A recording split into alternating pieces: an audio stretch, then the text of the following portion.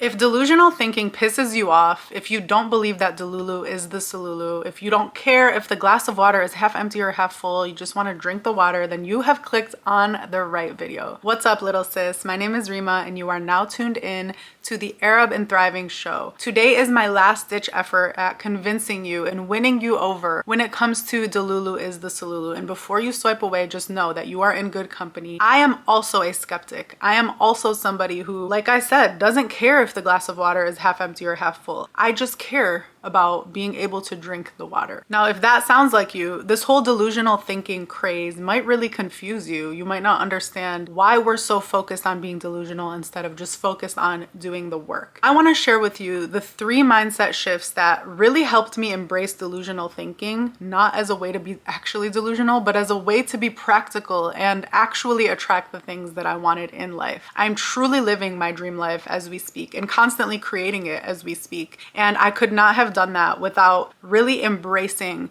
delusional thinking. Here are my 3 mindset shifts for skeptics who don't actually think delulu is the solulu. The first one that we need to just square away is that it's not actually about delusion. It is about certainty. I told this story on TikTok and people loved it, and it's about one of my favorite rappers, J. Cole. J. Cole tells this story on his Sideline Story album. It's kind of like just a recording of the day that he got signed. The day he got signed, he was literally driving around with his friends. They got the call or the text saying that he had gotten signed to his dream freaking label. And they're all like celebrating, yelling, so happy, cheering. It's like this amazing moment. And then suddenly they hear the whoop whoop and like the cop pulls them over. Now, anyone who knows anything about racial dynamics in America knows that literally probably the worst thing that can happen to any black man is getting pulled over. And in that moment, the cop pulled them over. I don't know exactly what they convicted him of, but he had to go to jail for a night. Like, it was that bad. Could have been a complete nightmare. Should have been a complete nightmare. But what he says is that was the best night in jail anyone could have ever spent. And the reason why is because he had this certainty. He had this text message letting him know that when I come out of this bitch, I'm signed to Jay-Z. Like, I don't care that I'm in jail tonight. Like, and the funniest part about it is he describes it a little more that no one in jail knew anything. Like, they didn't know that he's about to be the next big thing, which is what ultimately ended up happening. I tell you this story because I know that he had real life tangible proof in the fact that he got that text message. The point that I would love for you to hear through this story is that you can actually create that certainty. That's where it starts to feel a little delusional. You might not have gotten a text message from Jay-Z, but that's not the point. The point is, what would your life look like if you created that certainty that at the end of whatever phase, at the end of next week, at the end of next month, at the end of next year, I'm going to get this thing that I so deeply desire. You would paint that next week, that next month, that next year with such color and such excitement that even if you didn't get that thing, the way that you would experience life for that time period would ultimately be so much better than the way that you would experience life in that same time period in the absence of that belief. J. Cole was in one of the worst predicaments he could have been in and was able to turn what could have been a nightmare to a freaking dream, and even low-key like an inside joke between him and himself. What if you lived life that way? What if you lived life with so much conviction that on the other side of whatever you're going through right now, there's going to be so much greatness that even the worst period of your life can be colored with so much beauty and excitement and so much to look forward to. So at the core of delusional thinking is not actually delusion. It's just choosing to be certain. We're gonna get more into this concept in mindset shift number 3 with a personal story of mine. But mindset shift number 2 though is delusional thinking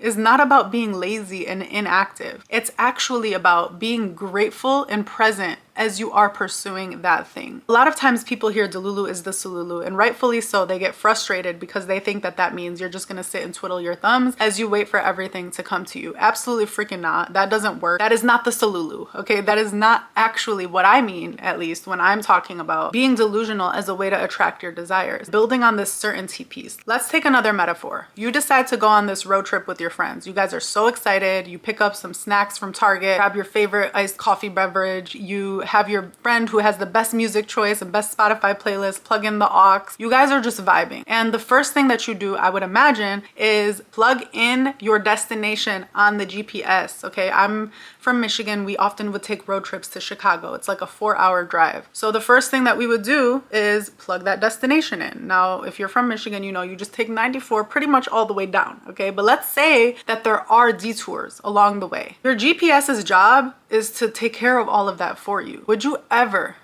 want to go on a road trip with someone who's driving, who is not talking to you on the road trip, who doesn't want to listen to the music, who doesn't want to like eat snacks or share snacks with you? They just want to keep checking the GPS every 2 seconds. Like, that would be the most boring freaking driver ever. Like, I would never want to go on a road trip with that person. The people that I like going on road trips with are the ones that just trust their GPS to do its job, to do its little reroutes if it needs to update the time. They have faith that the phone that they have plugged in is gonna tell them the next step, and as long as they're focused on the next step, or maybe even next 2 steps, they can focus their energy on being present and grateful and excited and eating snacks and, you know, making music requests and making the trip itself the memory. I don't know about you, but like when I go on road trips with family or friends, half of the time the most fun part about it was the actual road trip. It was the actual drive there. It was the conversations we were able to have. And sure, the destination was fun too, but for me, the thing that I remember the most is the trip getting there. It just, all of that built up excitement and just gratitude. What if you treated your life like a GPS? Like, you know where you want to go. You have this desire, you put it down, and absolutely you work towards it. You set a plan to get you there. I'm not saying don't plan and don't have goals and don't have routines that are gonna get you there. But once you've set those, just freaking set them and forget them. You decided that this was going to be the regimen you were gonna be on to help you lose weight. You decided that posting every single day on TikTok was gonna help you eventually grow your following. You decided that committing to a certain number of dates every month was ultimately gonna lead you to the right person, right place, right time. Whatever it is that you've decided on, let that be your GPS. Just plug it in and forget it. Don't freaking sit and check that every 2 seconds. Enjoy life on the journey. Enjoy the process of getting to the place that you know you will get. Because if you truly exercise that certainty, and if you have that faith that certainty enables you to have, you can then relax and enjoy the process. And so mindset shift number 2 is truly about debunking the myth that delusion means inaction. No, delusion means the same action, but the absence of the anxiety, stress, uncertainty, and just uptightness. Because if you have that certainty and you're on the same regimen, you're able to just like let go of all of that anxiety and questioning and constantly just looking up to see how much progress you've made, because you know you're gonna get there. So you're able to just calm the hell down and have fun as you get there. Last but not least, mindset shift number 3, in a pool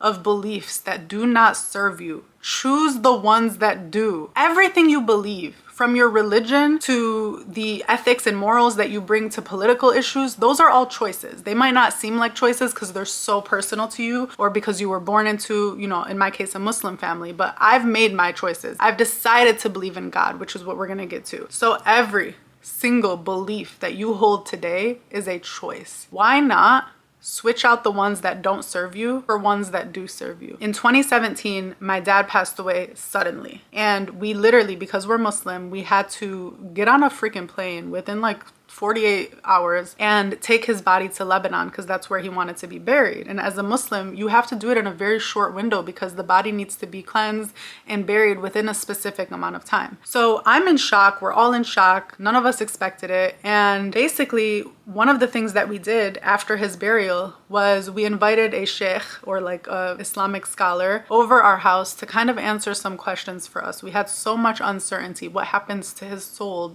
How do we know if he goes to heaven? How do we, like, all these questions that in our heart of hearts we knew we couldn't get answered. But I think my dad's siblings especially, we were all dealing with so much anxiety and so much shock that we wanted somebody to tell us something comforting. I remember we kept asking him all these questions. I don't even know that these are religious things as much as they're like religio-cultural things, if you know what I mean, where people believe like if they died in this direction facing where they typically pray, that means that they're probably going to heaven. Or if they died in their sleep, then it means this. Like, people try to create meaning out of something that none of us can ultimately prove until the day that we probably die. I remember just watching my dad's siblings ask all these questions, and the sheikh, you know, just being someone who understands religion at a deep level, kept saying maybe. He couldn't say yes or no. He could not confirm or deny anything. They kept saying, doesn't this mean that he is going to heaven? Or if we're dreaming about him, doesn't that mean he's talking to us? Or, you know, like we're just grasping out of desperation for certainty. And he kept saying maybe. And I remember one of my aunts got really frustrated. Like, why the hell does this guy keep saying maybe? Later that night, we were walking with my maternal aunts and uncles. All of us were super, super close. Like my dad was a pillar in both sides of my family. So we're all just kind of going on these nightly walks to grieve and talk and just be present with each other. And one of my uncles kept saying like his theories about heaven and hell, and none of them felt very comforting for us. Whatever he was saying about what happened to my dad's soul was not very comforting to my aunt. She just kind of like pivoted and walked away from my uncle, and she was like, you know what? Why don't we all just pick something to believe in and believe in that? And she said it kind of frustratedly and jokingly a little bit, but it was just,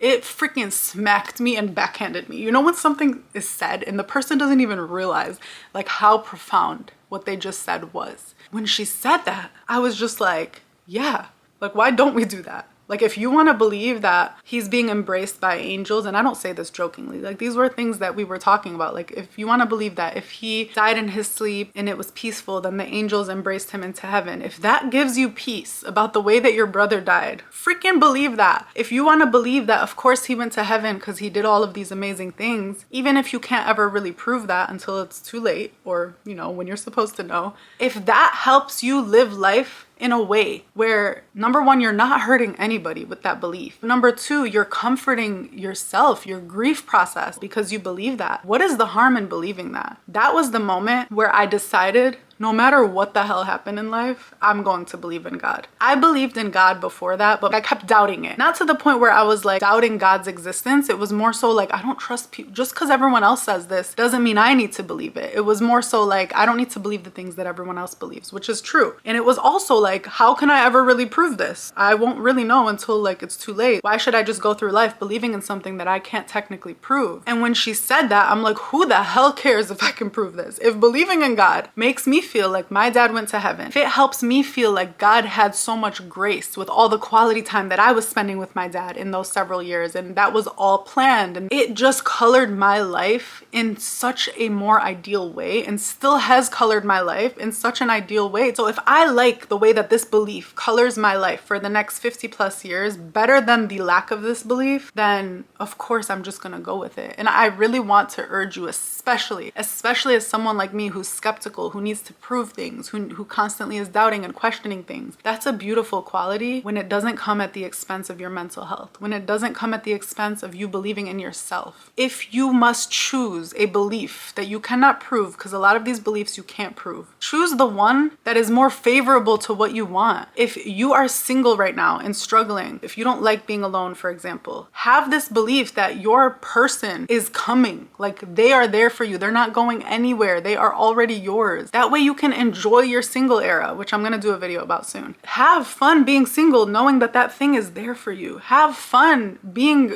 unemployed right now, if you're applying to a bunch of jobs, knowing that one day you're gonna have to freaking get up at 6 a.m. and get ready and go drive to your job. Like that's going to be there. So appreciate the time that you're in right now by injecting yourself with a belief that serves you. If you need to believe that you are going to be so successful at your craft in order to show up every day acting like the person that's successful at their craft, then do that. The thing that a lot of us don't understand about delulu is the solulu. It's that it's not actually delusion.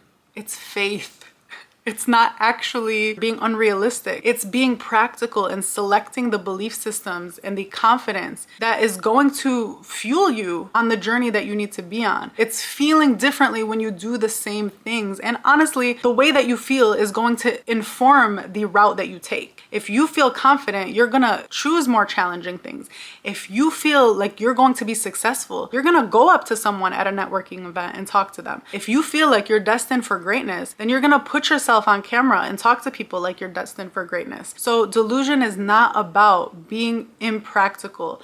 It's about being clear and faithful about what you want to believe in and having the audacity to show up as that person, even and especially if there's no external evidence right now for what you want to be. I really hope that this convinced you. Let me know in the comments If you're like 1% more convinced, to me that's like so important, because I know how challenging it is to be an independent thinker, which I want to applaud you for. I know how challenging it is to be skeptical and to constantly feel like you need proof in order to believe the things that you believe. And I'm here to tell you that you can create the proof. You can test it out. You can test the theory of what it would be like to live life thinking this way and just see if you feel better. That is enough proof in itself. If you feel better the next day, that this is a process or a belief system that is going to put you on a better trajectory than an opposing belief system. Let me know if you're down to try any of these. I love you so, so, so much. And as always, stay powerful, my love.